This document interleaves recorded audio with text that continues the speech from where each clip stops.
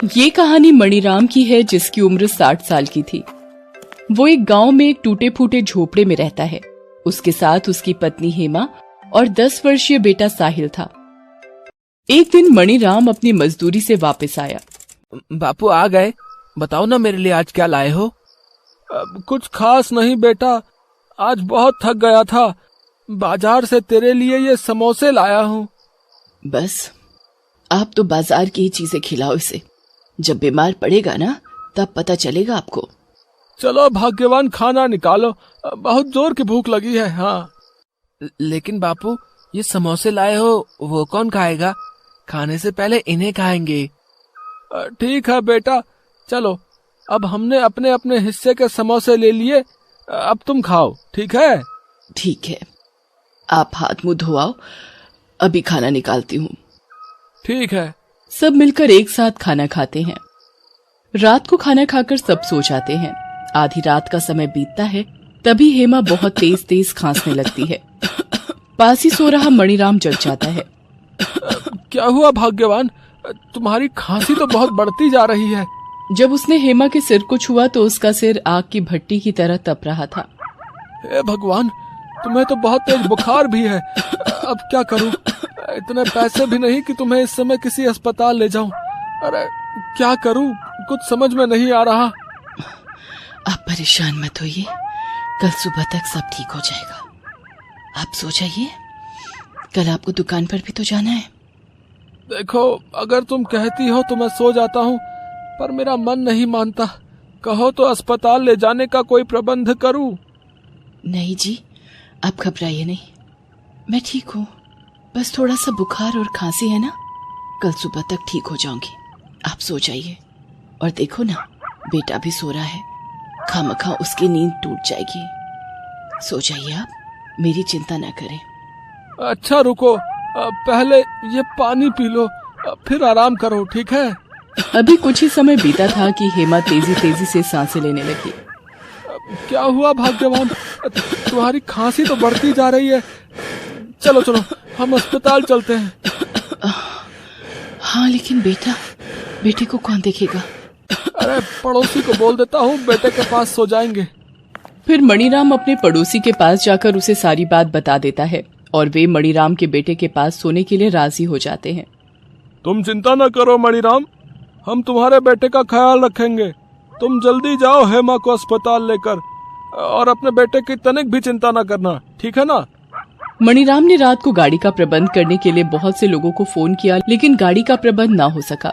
अतः उसने अपनी साइकिल, जिस पर चढ़कर वो अपनी मजदूरी करने जाता था, उसने हेमा को एक कपड़े से बांध लिया और बहुत तेजी से सड़क पर जाता है। उम्र काफी होने की वजह से मणिराम से ठीक तरह से साइकिल भी नहीं चल रही थी, लेकिन अपनी उम्र को भूलकर अपनी पत्नी की चिंता करते हुए वो सड़क पर बहुत तेजी से साइकिल चलाने लगा और भोर होने से पहले वो अस्पताल पहुंच जाता है।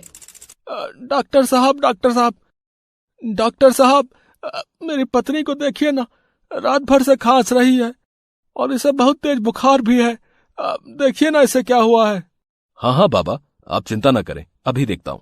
फिर डॉक्टर आला लगाकर हेमा को देखता है और उसकी नब्ज चेक करता है।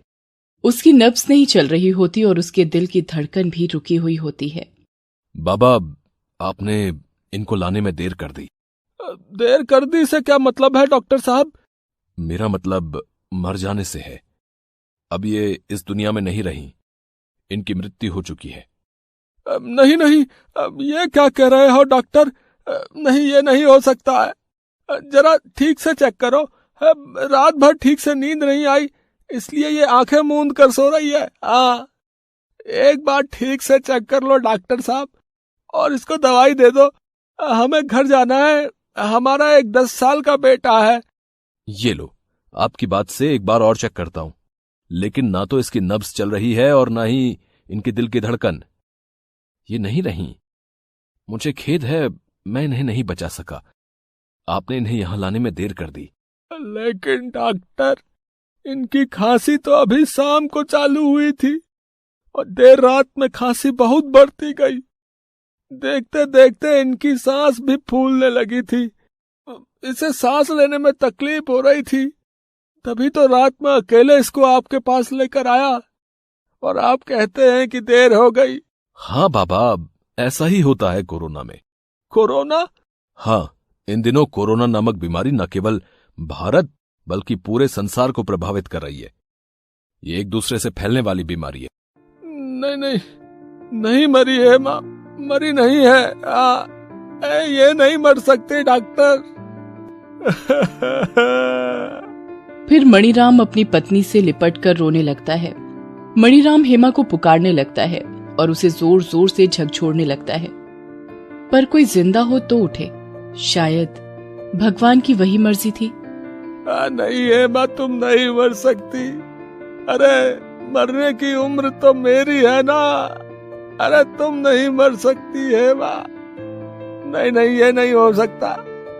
मैंने तो किसी का बुरा भी नहीं किया, तो फिर ये किस बात की सजा मुझे भगवान दे सकता है? नहीं नहीं, ये नहीं हो सकता। तुम्हारे बिना मैं भी जीकर क्या करूंगा? और हमारा बेटा, उसका क्या होगा? बोलो, अरे उठो ना, अरे बोलो ना हेमा, हेमा। सब कुछ खत्म हो चुका जानकर मणिराम अपनी पत्नी को लेकर गांव वापस आ जाता है। जब गांव वालों को पता चलता है कि मणिराम की पत्नी की मृत्यु कोरोना संक्रमण के कारण हुई थी, तो एक भी गांव वाला उसकी अर्थी को कंधा देने अपने घर से बाहर नहीं निकला। अरे भाइयों, अब मेरी मदद तो करो, मेरी पत्नी मर गई। अरे उसे कंधा देने के लिए मुझे 4 आदमी चाहिए। क्या यह गांव इसे कंधा देने के लिए नहीं आएगा?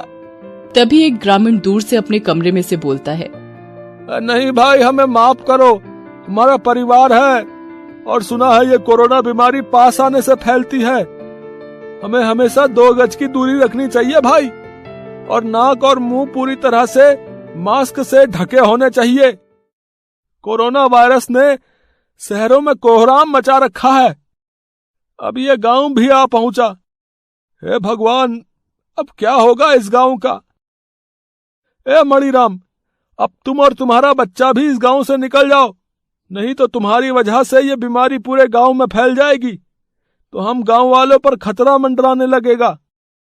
जा, अपनी पत्नी का क्रियाकर्म करके तू भी इस गांव से निकल जा, जा जल्दी।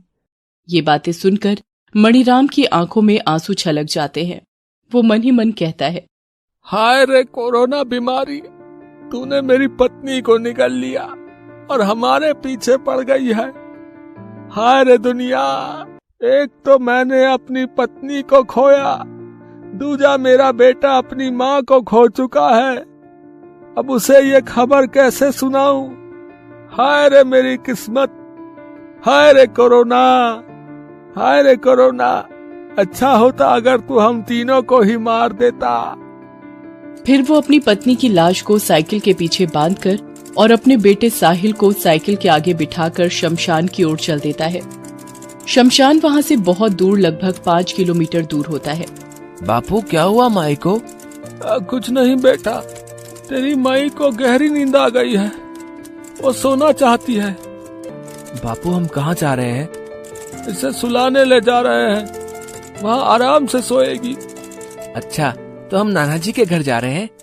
बेटे की बात सुनकर मणिराम की आंख से आंसू छलक उठते हैं। उसके आंसू देखकर बेटा बोलता है, क्या बात है बापू, आप रो क्यों रहे हो? रो कहाँ रहा हूँ, आंखों में धूल पड़ गई थी।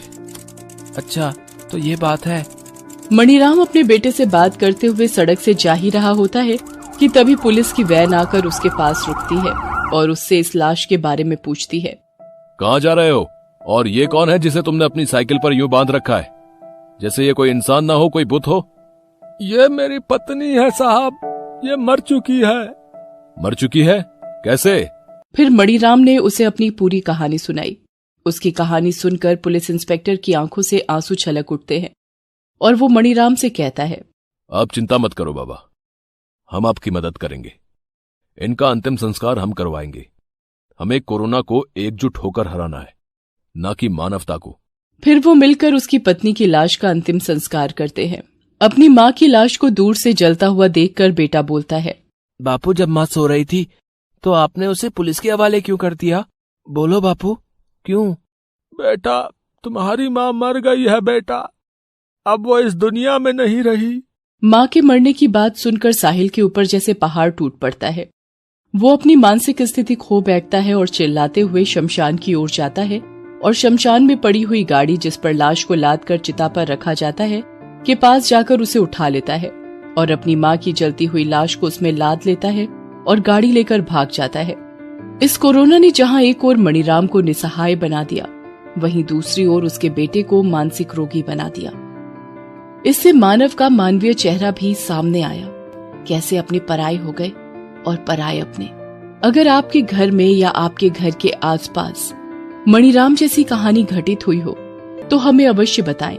आप इस वीडियो के संबंध में अपने सुझाव हम तक अवश्य साझा करें, हमें अच्छा लगेगा।